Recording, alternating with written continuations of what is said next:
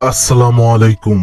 অতীতের করা বড় কোনো পাপ সেটা থেকে সাময়িক সময় রক্ষা পাওয়া গেলেও তা ভবিষ্যৎ জীবনে প্রভাব ফেলে। ছোট্ট একটা সুখী পরিবার, তাদের কাজের সুবাদে তারা নতুন একটি বাড়িতে উঠে। সেই বাড়িতে থাকতো একটা ভয়ানক জিন, যেটি তাদের সুখের জীবন দুঃখে পরিবর্তন করে দেয়। ধীরে ধীরে তাদের সাথে ঘটতে থাকে অদ্ভুত সব ঘটনা। একে একে পরিবারের সকল সদস্যগুলোর প্রাণ যেতে থাকে। পরিবারটির সাথে কেন এমন হচ্ছে, শুধু কি সেই জিনটির জন্যই এমন হচ্ছে, নাকি এই ঘটনার পেছনে লুকিয়ে আছে কোনো ভয়াবহ অতীতের ছায়া, তা জানতে হলে দেখতে হবে সম্পূর্ণ এই ভিডিওটি। বলছিলাম, থাইল্যান্ডের একটি পরিবারের সাথে ঘটে যাওয়া নির্মম ভৌতিক সত্য ঘটনা। কালো জাদু, হরর, সাসপেন্স এবং টুইস্টে ভরা এই ঘটনা আপনাকে নিয়ে যাবে এক ভয়ের দুনিয়ায়। তাই সাহসী হলেই ভিডিওটি কন্টিনিউ করুন। তো চলুন বন্ধুরা, চলে যাওয়া যাক ভয়ানক দুনিয়ায়, যেখানে আপনার ভয় করবে। তার আগে চ্যানেলটি সাবস্ক্রাইব করে ফেলুন। ঘটনার শুরুতেই আমরা একটা মেয়েকে দেখতে পাই, যে কিনা একটা জঙ্গলের ভেতর দিয়ে দৌড়াচ্ছিল। তার পিছু পিছু ছিল দুজন, একজন হচ্ছে হুজুর কবিরাজ আর একজন হচ্ছে মেয়েটির বাবা। তখন মেয়েটি দৌড়াতে দৌড়াতে হোঁচট খেয়ে পড়ে যায়, আর সেই কবিরাজ হুজুর আর তার বাবা মেয়েটিকে ধরে ফেলে আর বেঁধে ফেলে একটি গাছের সাথে। আসলে মেয়েটার নাম হচ্ছে নি। সে আসলে ব্ল্যাক ম্যাজিকের চর্চা করত আর জিনকে দিয়ে অনেক কাজ করাতো। তার বদলে জিনকে ছাগলকে বলি দিয়ে তার মাথা খেতে দিতে হতো, যে কারণে গ্রামে ধীরে ধীরে সবার ছাগল পশু উধাও হতে থাকে। আর সেই জিনটি নীর শরীরে বাসা বেঁধে ফেলেছিল। তাই তার বাবা হুজুরকে দিয়ে তার ভেতর থেকে সেই জিনকে বের করার চেষ্টা করছিল। সেই হুজুর কবিরাজ যখন সূরা কালাম পড়তে শুরু করে, তখন নীর ভেতরে হাজির হয় সেই খারাপ জিন, এবং তার চেহারা হয়ে যায় অনেক অনেক বিদঘুটে এবং ভয়ানক। সে হুজুরকে বলছিল, তুই এটা ঠিক করছিস না, তুই চলে যা, নয়তো তোর খারাপ করে দেব। কিন্তু সেই হুজুর থামছিল না, যে কারণে মেয়েটির ভেতরে থাকা শয়তান মেয়েটিকে দিয়েই তার নিজের চোখ উপড়ে ফেলে আর হাসতে থাকে। মেয়ের এই অবস্থা দেখে তার বাবা অনেক কষ্ট পাচ্ছিল। এক পর্যায়ে তারা নিকে একটা বিছানায় বেঁধে দেয়। হুজুর তখন সূরা পড়তে শুরু করে। নীর সামনে এগিয়ে যেতেই সেটা হুজুরের মুখে থুতু নিক্ষেপ করে, কিন্তু তার সাথে বেরিয়ে এসেছিল অনেক অনেকগুলো পোকা। হঠাৎ করে নী তাদের সামনে থেকে উধাও হয়ে যায়, আর সাথে সাথে ঘরে থাকা সব আলো নিভে যায়। নীর বাবা একটা বাতি জ্বালাতেই নী এসে সেটা আবার নিভিয়ে দেয়। লাইটার দিয়ে আবার আগুন জ্বালালে তারা দেখতে পায় নী বসে রয়েছে ভয়ানক ভাবে। তখন হুজুর সাথে সাথে আয়াতুল কুরসি তেলাওয়াত করতে শুরু করে, আর তখনই নীর ভেতর থেকে সেই জিনটা বের হয়ে যায়। তার সাথে সাথে কেটে যায় অনেকগুলো বছর। আমাদেরকে দেখানো হয় 20 বছর পরে, যেখানে একটা বাড়ির সামনে আমরা বৃদ্ধ নীকে দেখতে পাই, যে একটা বাড়ির দিকে অদ্ভুত ভাবে তাকিয়েছিল। আমরা নতুন একটা পরিবারকে দেখতে পাই, যারা এই শহরে এসেছে এবং বাড়িতে উঠেছে। বন্ধুরা, এই বাড়িতেই কিন্তু মূলত নী চেয়েছিল। আপনাদেরকে পরিচয় করিয়ে দেয়, এ হচ্ছে উইন, আর এ হচ্ছে তার ওয়াইফ জয়া, আর এ হচ্ছে তাদের দুই মেয়ে লিনা এবং মিনা, আর এটা হচ্ছে উইনের অফিসের সহকর্মী এবং বেস্ট ফ্রেন্ড সাদ। সেই মূলত এই বাড়িতে উইনদের পরিবারকে উঠতে সাহায্য করেছে। এদিকে লিনা বাড়িটা ঘুরে ঘুরে দেখছিল। বাড়ির পাশেই সমুদ্র সৈকত, দেখতে খুবই চমৎকার। সেখানে দূরে লিনা বৃদ্ধ নিকে দাঁড়িয়ে থাকতে দেখতে পায়, যে এক নজরে বাড়িটার দিকে খেয়াল রাখছিল। যাই হোক, বাড়িটা অনেক নোংরা ছিল। অনেক দিন যাবত মনে হয় কেউ এখানে থাকেনি, যে কারণে তারা সবাই মিলে পরিষ্কার পরিচ্ছন্ন করছিল। তারা দুই বোন চলে আসে বাড়ির বেসমেন্টে। সেখানে লিনা একটা তাসবি পায়, আর সেখানে একটা পশুর শিং পায়। লিনা সেটা তার বড় বোন মিনাকে দেখাচ্ছিল। মিনা যখনই সেই শিংটা নেয়, তখনই সেখানে অদ্ভুত আওয়াজ হতে থাকে। উপর থেকে তার মা তাদেরকে ডাক দিলে মিনা সেই শিংটা তার সাথে নিয়ে তারা আর দেরি না করে উপরে চলে যায়। রাতে হঠাৎ করে মিনার ঘুম ভেঙে যায়। তার পানি পিপাসা পেয়েছিল। সে বাহিরে আসতেই নিচে বেসমেন্টের দরজা থেকে কোনো আওয়াজ আসছিল। সে সামনে গিয়ে দরজা খুলতেই দরজার লকটি ভেঙে যায়। তার সামনে আসে একটা অন্ধকার ছায়া। সে অনুভব করতে পারছিল, কিন্তু তখনই মসজিদে আজান শুরু হলে পরিস্থিতি স্বাভাবিক হয়ে যায়। এইদিকে আমরা নিকে দেখতে পাই, যার হাতে একটা কালো জাদুর বই ছিল। সে সেটি পড়ছিল। ইতিমধ্যেই সকাল হয়। এদিকে সাদ উইনকে নিয়ে এই গ্রামটা ঘুরে দেখাচ্ছিল। তারা দেখতে পায় গ্রামের একটা মানুষ মারা গিয়েছে, আর তাকে দাফন করা হচ্ছে। তারা যখন সেখানে গিয়ে দাঁড়ায়, হঠাৎ করে দাফন করা লাশটা তাদের সামনেই নড়ে ওঠে। ওঠে। তখনই একটু সামনে হইচই হলে সেখানে তারা গিয়ে দেখে একটা মেয়েকে যাকে জিন প্রসেস করেছে। তখন সেখানে আসে হুজুর কবিরাজ আর তার ছেলে মালে। কি বন্ধুরা চিনতে পারছেন? হ্যাঁ, এটা হচ্ছে সেই হুজুর কবিরাজ যাকে আমরা প্রথমে দেখেছিলাম ভেতর থেকে জিন বের করতে। অনেক বছর হয়ে যাওয়ার কারণে সেও বৃদ্ধ হয়ে গিয়েছে। তখন সেই হুজুর কবিরাজ সেই মেয়ের সামনে আয়াতুল কুরসি পড়তে শুরু করে। সেই মেয়েটি হুজুরকে বলতে থাকে এটা না করতে, কিন্তু হুজুর তেলাওয়াত করেই যাচ্ছিল। তখন মেয়েটি বমি করে দেয় আর এতে মেয়েটির ভেতর থেকে সেই জিনটি বেরিয়ে যায়। এদিকে আমরা দেখতে পারি উইন্ডের নতুন বাড়িতে আসে নাসরিন আর লি। তারা হলো উইন্ডের প্রতিবেশী। আসলে তাদের রুমের দরজার লক কালকে রাতে নষ্ট হওয়ার কারণে লি এখানে এসেছে সেটা ঠিক করার জন্য। তখন নাসরিন মেয়েটি তাদের বাথরুমে যায়, সেখান থেকে একটা পিরিয়ডের প্যাড তার সাথে নিয়ে নেয় আর তাদের ফ্যামিলির ফটো সে অবাক হয়ে দেখছিল। তখন সেখানে জয়া আসে। তখন নাসরিন জয়ার সাথে কথা বলে আর সেখান থেকে চলে আসে। মেয়েটিকে কিন্তু বন্ধুরা রহস্যজনক লাগছিল। সে চলে যায় তার ভাইয়ের কাছে। এটা হচ্ছে লাং, সে হলো নাসরিনের ভাই। সেও একজন কবিরাজ। আমরা দেখতে পারছিলাম সে একটা মেয়ের শরীর থেকে ভয়ানক জিনকে তাড়ানোর চেষ্টা করছে। জিন তাড়ানোর পর নাসরিন তার ভাইয়ের কাছে বায়না ধরে তাকেও যেন সে কালো জাদু শেখায়, কিন্তু তার ভাই তাতে মানা করে দেয়, বলে মেয়েদের এসব কাজ জানতে নেই। তখন তার বোন নাসরিন নতুন পরিবারের ছবি দেখায় তার ভাইকে আর বলে এই পরিবারের উপর কালো জাদু করার জন্য। তার ভাই তার বোনকে না করতে পারে না আর তখন লাং কালো জাদু করতে শুরু করে। বন্ধুরা আপনাদের হয়তো মনে হচ্ছে কি কারণে এই মেয়েটি উইনের পরিবারের সাথে কালো জাদু করতে চাইছে। ধৈর্য ধরুন, জানতে পারবেন। এই ঘটনাটির পর থেকে উইনের পরিবারের সাথে ঘটতে থাকে অদ্ভুত সব ঘটনা। যেমন সেদিন রাতে জয়ার উপর থেকে আপনা আপনি কাঁথাটা সরে যাচ্ছিল, যার জন্য তার ঘুম ভেঙে যায়। সে উঠে দেখে সামনের জানালাটা খোলা। সে তখন জানালা বন্ধ করতে গিয়ে জানালা দিয়ে দেখতে পায় অনেক ভয়ঙ্কর একটা জিন। তখন অদ্ভুত ভাবে সেখান থেকে কণ্ঠ বেশি আসছিল। সেটা বলছিল আমি ফিরে এসেছি, তোরা কেউ রেহাই পাবি না, আমি আমার বদলা নিয়েই ছাড়বো। তখন সেখানে হঠাৎ করে একটা বিচ্ছু এসে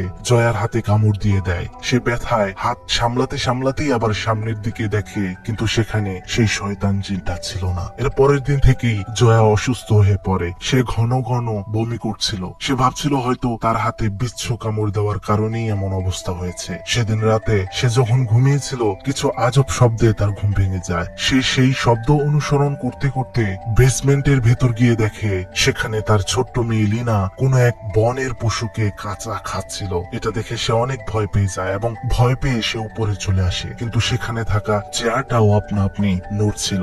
বোঝাই যাচ্ছিল তাদের উপরে ইতিমধ্যেই কালো জাদুর প্রভাব শুরু হয়ে গিয়েছে। সে সেখান থেকে কিছুতেই বাহির হতে পারছিল না, কারণ দরজা লেগে গিয়েছিল। পিছন থেকে আমরা আবার দেখতে পাই সেই জিনকে। সেটা কর্কশ কণ্ঠে বলছিল তোরা কেউ রেহাই পাবি না। তখনই জয়ার ঘুম ভেঙে যায় আর আমরা বুঝতে পারি এটা একটা স্বপ্ন ছিল। স্বপ্ন হোক আর যাই হোক, তাদের জীবনে অনেক কিছু যে ঘটতে চলেছে তা কিন্তু শিওর। এর পরের দিন সন্ধ্যায় জয়া তার বড় মেয়ে মিনাকে নিয়ে বাজার করতে যায়। বাজার শেষ হলে তারা তাড়াতাড়ি করে বাসায় ফিরছিল। গাড়িতে বসে মিনা লক্ষ্য করে রাস্তায় কোনো এক বিড়ালকে কোনো এক গাড়ি পিষে মেরে ফেলেছে। যাই হোক, এমনটা দেখা তাদের জন্য মোটেও শুভজনক না। রাস্তার মোড়ে এসেই হঠাৎ করে গাড়িটা থেমে যায়। সামনে তাকাতেই তারা সেই জিনটিকে দেখতে পায়। এটা আবার তৎক্ষণাৎ সেখান থেকে উধাও হয়ে যায়। তারা কিছুই বুঝতে পারছিল না। তখন গাড়িটাও স্টার্ট হয়ে যায়। তারা গাড়িটা নিয়ে সামনে যেতেই বড় একটা ট্রাক এসে তাদের গাড়িকে অ্যাক্সিডেন্ট করে দেয়। এদিকে আমরা দেখতে পাই উইনকে,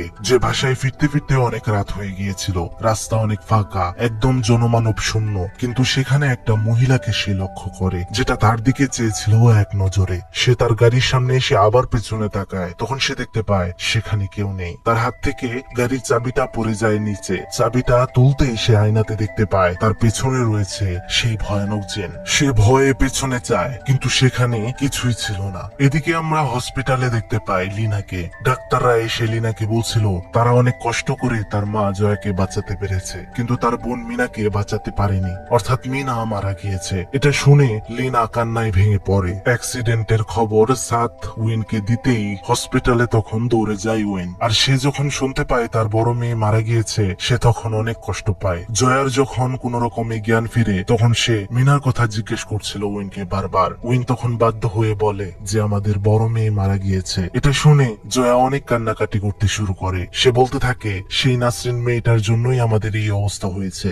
সেই মেয়েটা যেদিন থেকে আমাদের বাসায় এসেছিল তারপর থেকেই এমন হচ্ছে। তখন উইন হসপিটালে সকালে আহত জয়াকে রেখে বাসার দিকে আসে এবং কল করছিল সেই নাসরিন নামের মেয়েকে। আর আমরা দেখতে পারি নাসরিন ব্যস্ত তার ভাইয়ের সাথে কালো জাদু করতে। নাসরিন তার রক্ত দিয়ে এমন ভাবে কালো জাদু করছিল উইনের পরিবারের উপর যেন উইনের পরিবার একদম নিঃশেষ হয়ে যায়। তখনই সেখানে হাজির হয় উইন। আর এখানে ঘটনার একটা টুইস্ট রিভিল হয় বন্ধুরা। আমরা জানতে পারি একটা সময় উইনের সাথে নাসরিনের হারাম সম্পর্ক ছিল, আর সেই সম্পর্কের কারণে নাসরিন প্রেগনেন্ট হয়ে যায়। তখন উইন সেটা মানতে পারছিল না। সে নাসরিনকে বলছিল বাচ্চাটাকে যেন সে নষ্ট করে দেয়, কিন্তু নাসরিন সেটা করছিল না। এইসব দ্বন্দ্বে তারা আলাদা হয়ে যায়, কিন্তু অনেক চেষ্টা পরেও নাসরিন তার বাচ্চাটাকে পৃথিবীর আলো দেখাতে পারেনি। সে বাচ্চাটি হয়েছিল কিন্তু মৃত, আর সেই শোক নাসরিন ভুলতে পারেনি, যে কারণে সেই মরা বাচ্চাটি সে শুটকি করে রেখে দিয়েছিল একটা কাচের বোতলের ভেতরে। আর সেদিন নাসরিন যখন দেখছিল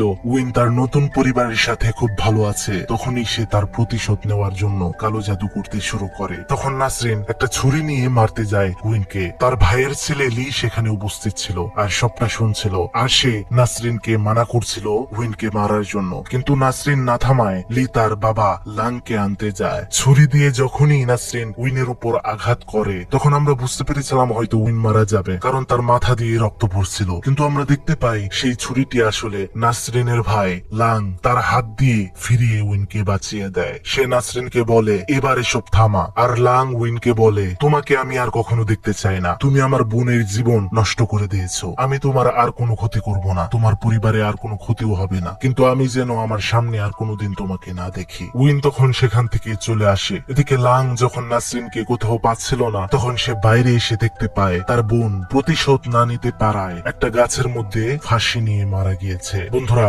ঘটনাটি এখানে সমাপ্ত হলেও পারত, কিন্তু আমরা দেখতে পাই লিনার শরীরে কোন এক জিন বশ করেছে। এটা তো হওয়ার কথা না, কারণ লাং তো ইতিমধ্যেই কালো জাদু করা বন্ধ করে দিয়েছিল। তাহলে এটা কিভাবে হচ্ছে? আমরা দেখতে পাই লিনার চোখের মনি একদম সাদা বর্ণের হয়ে গিয়েছে। উইন তখন বাসায় যায়। সে কোথাও লিনাকে দেখতে পারছিল না। সে জানালা দিয়ে দেখে লিনা অদ্ভুত ভাবে দৌড়ে জঙ্গলের দিকে চলে যাচ্ছে। উইন তখন তার পিছু পিছু যাচ্ছিল। তখন আমরা দেখতে পাই সেই রাস্তা দিয়েই যাচ্ছিল সেই হুজুর কবিরাজ, তার ছেলে মালিক এবং লি। তারা সেখানে দেখতে পাই উইন তার মেয়ের পেছনে দৌড়ে চলে যাচ্ছে। তখন তারাও তাদের পেছন নেয়। লিনা দৌড়াতে দৌড়াতে জঙ্গলের একদম ভেতরে ঢুকে যায়। হঠাৎ করে সে হোঁচট খেয়ে পড়ে যায়। সে যখন মাথা তুলে তখন আমরা দেখতে পাই এক নতুন রূপে। তার মাঝে আমরা শয়তান জিনকে দেখতে পাই। তার মাথা দিয়ে অলরেডি শিং বেরিয়ে গিয়েছিল। আমরা দেখতে পাই লিনার ভেতরে থাকা সেই শয়তান জিনটি একটি ধারালো ছুরি নিয়ে তার বাবা মানে উইনকে অ্যাটাক করে। তখন সেখানে এসে পৌঁছায় হুজুর কবিরাজ এবং তার ছেলে এবং নাসরিনের সেই ভাইয়ের ছেলে লি।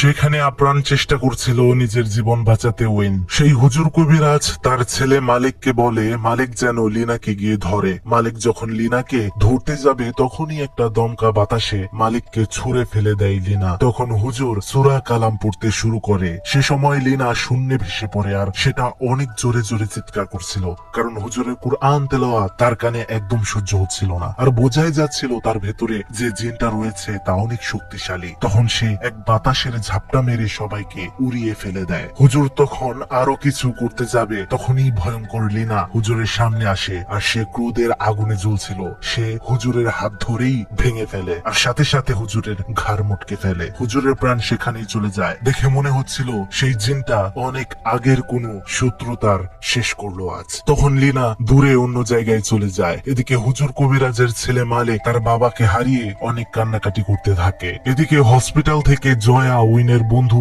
সাদের সাথে বাইকে করে আসছিল ঘটনাস্থলে। তখন হঠাৎ করেই সাদের বাইকটি নষ্ট হয়ে যায়। তখন সে অসুস্থ অবস্থায় দৌড়ে দৌড়ে বাড়িতে আসছিল। মায়ের মন তো এমনই হয়। এদিকে উইন তার মেয়েকে খুঁজেই যাচ্ছিল। সে খুঁজতে খুঁজতে এসে পড়ে তাদের বাড়িতে। সে বাড়ির ভেতর থেকে লিনার আওয়াজ পাচ্ছিল। ভেতরে ঢুকে সে কাউকেই দেখতে পায় না। সে খুঁজে যাচ্ছিল লিনাকে। এখন আমরা দেখতে পাই বাড়ির বেসমেন্ট থেকে ধীরে ধীরে বের হয়ে আসছে সেই ভয়ানক জিন, আর সেটা অনেক রাগান্বিত চেহারায় চেয়েছিল উইনের দিকে। উইন হঠাৎ লক্ষ্য করে তার উপর থেকে তার মেয়ে লিনা তার উপরে অ্যাটাক করেছে। কোনোভাবেই উইন লিনা থেকে নিজেকে ছাড়াতে পারছিল না। তখন সেই ভয়ানক জিনটা উইনকে গলায় ধরে উপরে তুলে ফেলে এবং এখনই মেরে ফেলবে উইনকে। কিন্তু এদিকে জিনে বশ হওয়া লিনা তার বাবার কষ্ট দেখতে পেয়ে হুঁশে চলে আসে। সে চাইছিল না তার বাবার কিছু হোক। তখন সেই জিনটি লিনাকেই মারতে শুরু করে। একটা ছুরি নিয়ে লিনার হাত দিয়ে তাকে মারতে চাইছিল, কিন্তু লিনা অনেক কষ্ট করে আটকে রাখছিল সেই শয়তান জিন যেন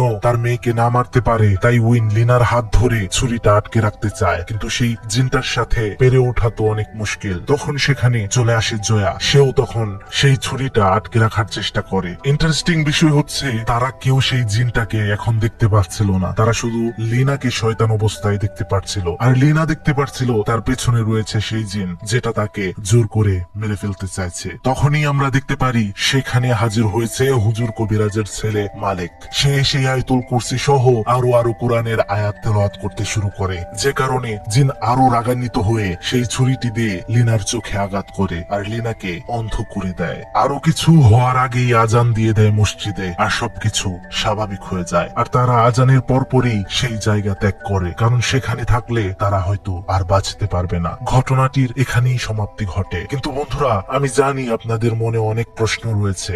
ওয়েট, দেখুন তো একটু মনে পড়ছে কিনা, লিনার যেভাবে একটি চোখ নষ্ট হয়েছে ঠিক এভাবেই কি নষ্ট হয়েছিল ঘটনার প্রথমে নী নামের একটি মেয়েটির চোখ? হ্যাঁ বন্ধুরা, এখানে আসলে ঘটনার মাস্টার মাইন্ড নাসরিন ছিল না, অর্থাৎ আমাদেরকে দেখানো হয়েছিল নাসরিন তার উপর হওয়া ব্যভিচারের প্রতিশোধ নেওয়ার জন্য তার ভাইকে দিয়ে উইনের পরিবারের উপর কালো জাদু করায় উইনের পরিবারের এই অবস্থা হয়েছে। কিন্তু নাসরিনের ভাই আসলে কোনো কালো জাদুই করেননি, সে শুধু অভিনয় করেছিল যাতে নাসরিন ঠিক থাকে। এই ঘটনার আসল মাস্টার মাইন্ড কে জানেন? এই ঘটনার আসল মাস্টার মাইন্ড ছিল সাদ, যে কিনা ছিল উইনের অফিসের সহকর্মী। উইন যখন চাকরিতে দিনের পর দিন ভালো পজিশনে চলে যাচ্ছিল, তখন উইনের সফলতা দেখে সাদ সহ্য করতে পারত না। চাকরির সুবাদে যেহেতু উইনের অন্য জায়গায় ট্রান্সফার হয়, তখন যে বাড়িটাতে তারা উঠে, মানে সাদ তাদের যে বাড়িতে থাকতে দিয়েছিল সেটা মূলত সাদের দাদির বাড়ি। আর সাদের দাদি আর কেউ না, সে হচ্ছে নী, যাকে আমরা সেই বাড়িটির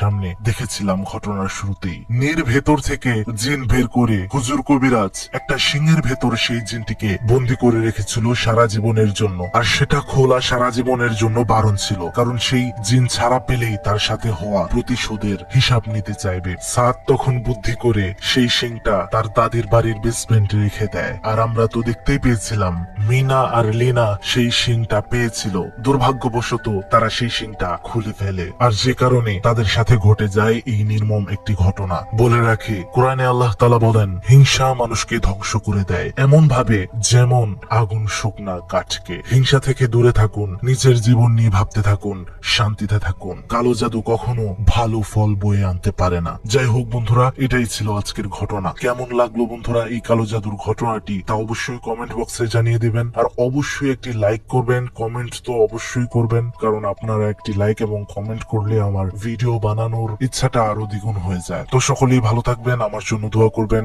সবাইকে জানাই প্রেতালাপের পক্ষ থেকে অগ্রিম ঈদ মোবারক। খুব শীঘ্রই দেখা হচ্ছে। আসসালামু আলাইকুম।